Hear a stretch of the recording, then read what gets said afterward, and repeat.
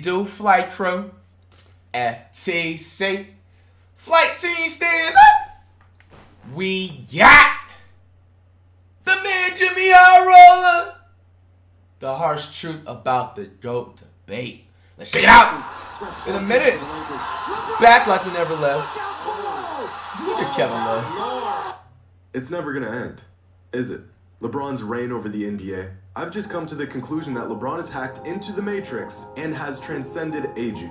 LeBron is in his 19th NBA season and is somehow still one of the best players on the planet. This isn't supposed to happen. Facts, scoring-wise, 99% of NBA players one of the peak best. in their Curry's mid to number one, late though. 20s and then slowly regress as they age, eventually becoming a liability to their team and inevitably sailing off into the sunset, washed up and content with their achievements. But not LeBron. The man is fighting his age like he's got a grudge on time itself. And the more he piles up on these mind-bending feats, the more we must ask ourselves the question. And I really hate to do this, but is LeBron the greatest basketball player of all time? And if he isn't, what would he need to do to truly, once and for all, be the GOAT?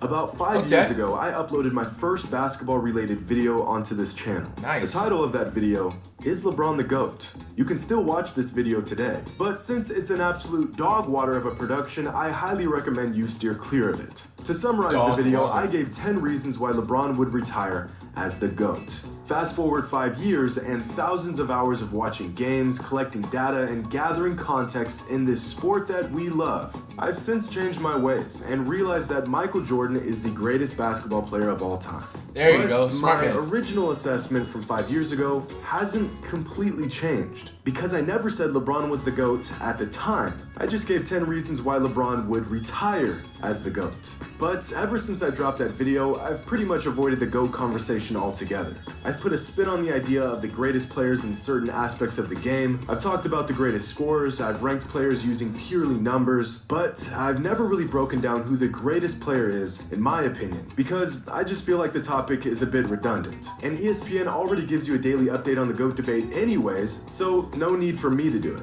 But Bro, does I think Kendrick it's time Perkins we use a actually spray for discuss his this. beard? Because what LeBron is doing at this point in his career is just absurd. At the moment, there are pretty much 3 different camps on the whole GOAT debate. People who think Michael Jordan is the GOAT, people who think LeBron is the GOAT, and people who are wrong. I'm just joking, of course. But not really. I'd say about 75% of people fall into the MJ's the GOAT category, about 20% of people fall into the LeBron's the GOAT category, and about 5% fall into the other category. Usually these other fans believe the GOAT is Wilt or Kobe or Kareem. There's not many of them, but boy, will they die on that hill. See, the thing here is that a lot of the fans in MJ's corner believe that he is and will forever be the GOAT. But realistically, is there anything LeBron can do to surpass him? I mean, there's gotta be some sort of objective metric we can use to distinguish the greatest player of all time.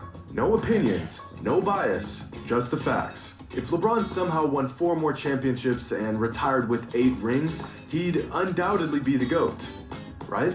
So there are paths for him to become the greatest ever. But where does that threshold lie, and what would LeBron have to achieve to get there?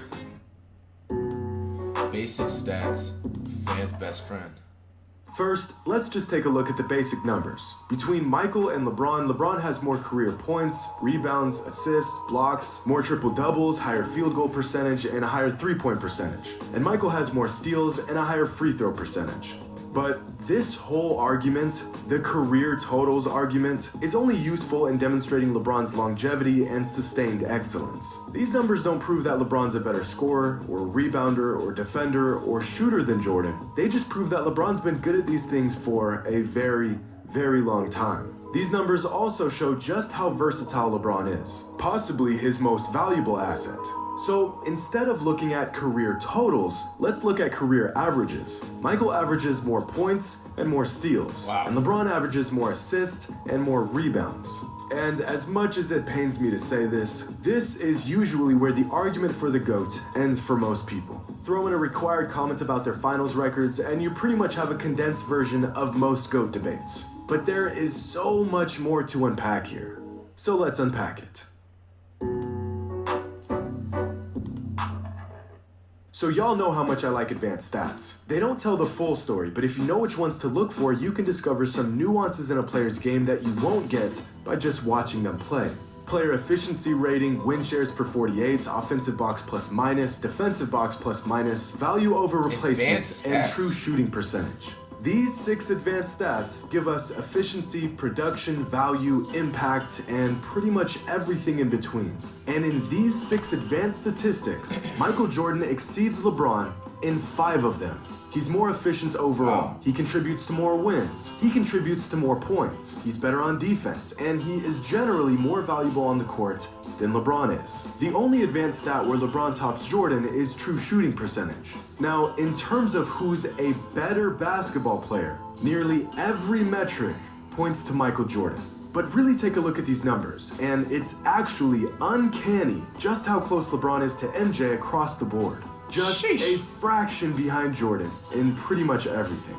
But these numbers aren't even addressing who's greater, because that conversation would involve accolades and accomplishments and impact on the game. Take away the rings, the influence, the intangibles, the opinions, and it's virtually objectively true that Michael was a better basketball player than LeBron.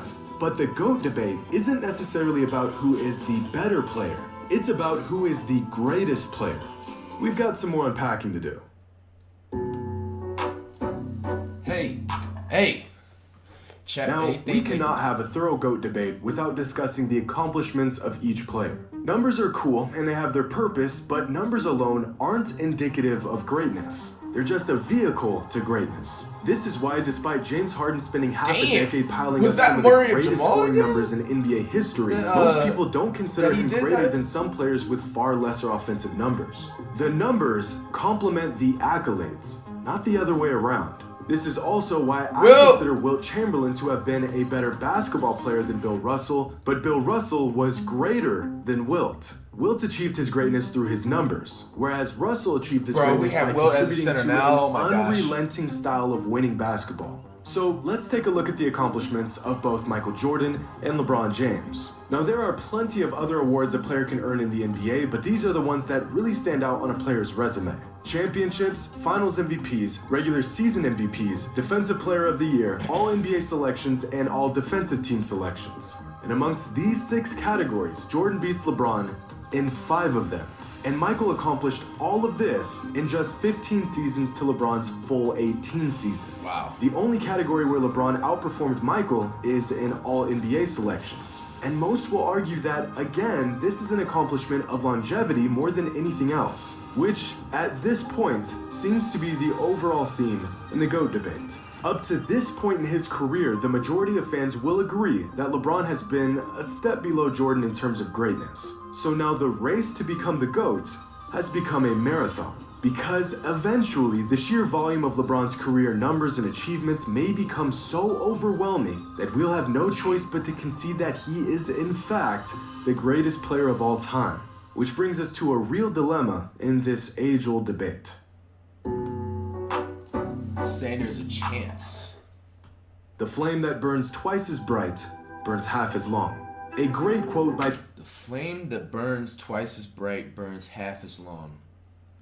It's an interesting quote. The ancient Chinese philosopher Lao Tzu regarding the idea of excellence and the sustainability of it. Almost as if you can have longevity or be exceptional, but you can't have both. Now, in the world of basketball and sports in general, usually being exceptional translates to longevity and vice versa. Michael Jordan was excellent for 13 seasons in the NBA. His flame was violently bright and it burned for quite some time. But what if there was a flame that burned about 95% as bright and lasted much, much longer? At a certain point, the radiance of even the brightest flame is outclassed by the flame that just won't quit.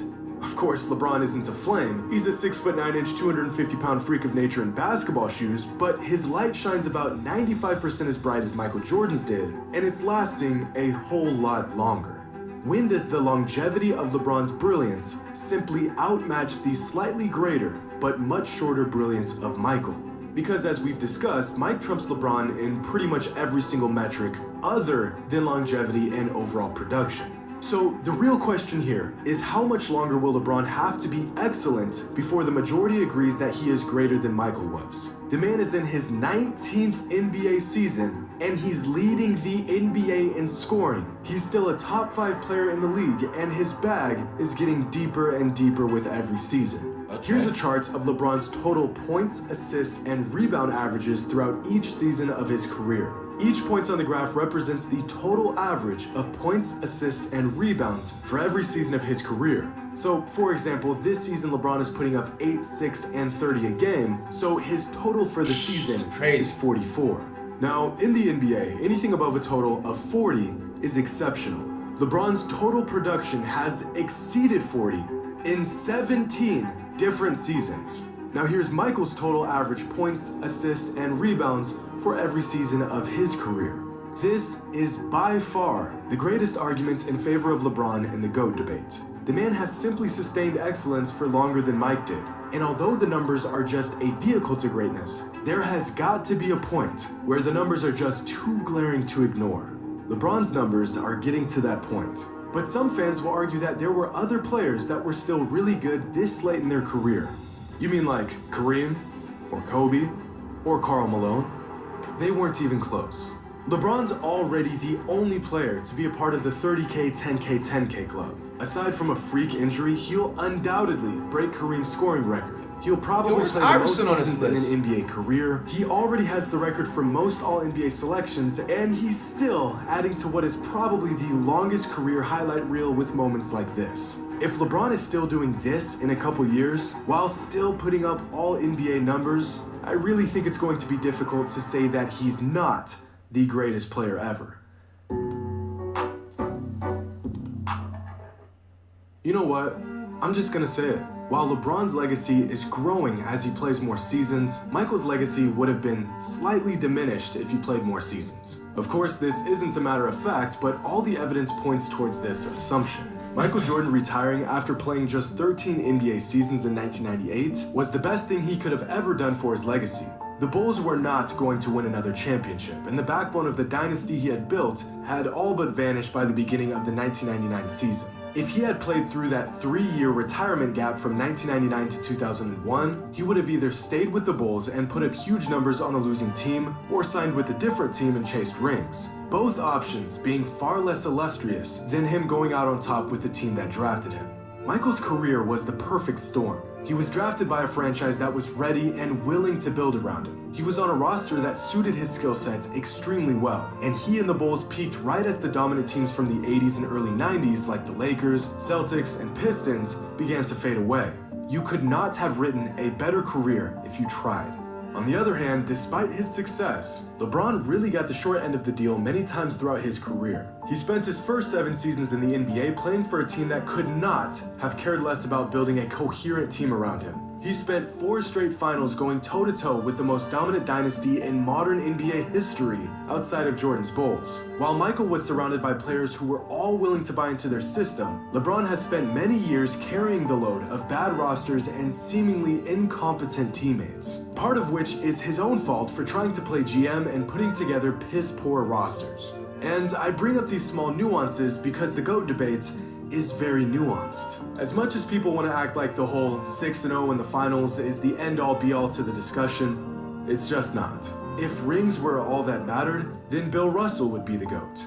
Oh, but he played a long time ago, that doesn't count. Okay, well then Robert Horry is the GOAT because he has 7 rings to Jordan's 6. Well yeah, but Horry wasn't the best player on any of those championships. Yo! Okay, so is the argument about rings, or is it about being the best player on the court, or a mixture of both? Is a player's performance, despite how masterful it was, all in vain if his team loses? The line becomes less and less clear the deeper you dig.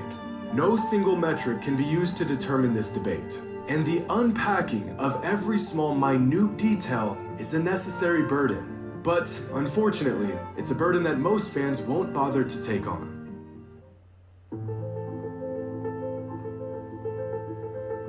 At the moment, I personally believe Michael Jordan is the greatest basketball player of all time. I also think he's the best basketball player of all time. But, unlike some fans, I don't think the door has closed on LeBron. I think that if LeBron can continue to dominate the league for a few more seasons and continue to shatter our previous notions of what we thought was possible in a single NBA career, I think that he has a chance to retire as the greatest player of all time. But of course, only time will tell. And fortunately for LeBron, time seems to perpetually be on his side. That's what you mean. Coming up below that stress, see you next minute on the road to 5.